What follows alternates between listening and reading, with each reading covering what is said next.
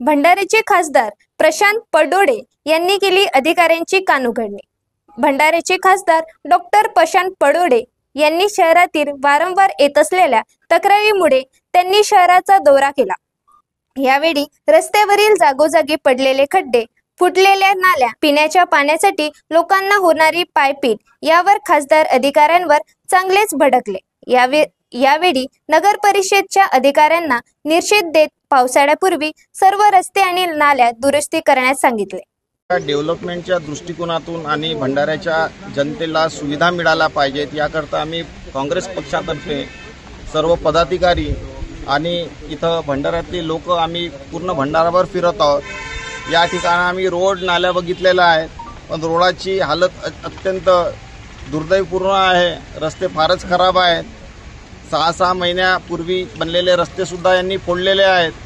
नाल्यांचं काम बरोबर नाही। पिण्याचा जो पाणी आहे, आता तुम्ही या प्लॅन्टच्या बाहेरच आहो आम्ही, तिथं खर्ऱ्याचे पाऊच आणि तिथं लोकांनी थुकून ठेवलेला आहे आणि तो पाणी या भंडारा शहरवासियांना आपण देत आहोत। नागनदीचा पाणी या गोशा डॅममध्ये येत आहे, तो तर अत्यंत घातकच आहे। त्या पाण्यामध्ये कॅडमियम सारखे आणि सिलियम सारखे घटक आहेत। त्यांनी कॅन्सर सारख्या मोठ्या बिमाऱ्या इथं लोकांना होऊ शकतात आणि याच्या व्यतिरिक्त इथं खर्ऱ्याचे पाऊच त्या प्लॅन्टमध्ये तिथं पडलेले दिसतात आहे। अत्यंत दुर्दैवाची बाब आहे की जो घनकचरा आहे त्याचा निकास सुद्धा इथं बरोबर होत नाही।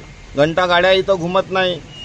या सरकारला मी विनंती करतो की यांनी अधिकाऱ्याकडे लक्ष द्यावं आणि त्यानं व्यवस्थित काम करायला पाहिजे, पण काम या भंडाऱ्यामध्ये इथं होत नाही। येणाऱ्या काळामध्ये लवकरच पावसाळा आहे, किती लोकांचा जीव हे घेणार आहे हे सरकार, किती ॲक्सिडेंट करणार आहे।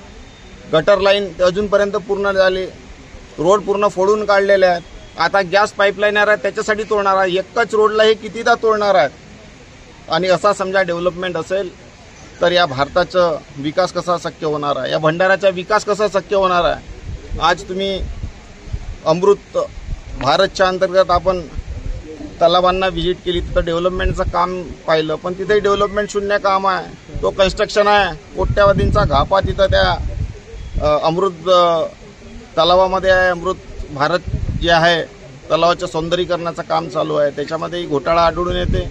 त्यांचंसुद्धा या सीओनी कलेक्टरनी त्यांच्यावर जे अधिकारी आहे, जे काम करून आले ठेकेदारावर, त्याचे कोणत्या दर्जाचं काम चालू आहे, निकृष्ट दर्जाचं काम असेल तर त्यांना कारवाई करू आणि आम्ही सुद्धा त्यांना पाठपुरावा करू। भंडाऱ्यामध्ये घाणीचं साम्राज्य इथं पसरलेलं आहे आणि याला वाचवण्यासाठी देवच आपल्याला वाचवू शकतो।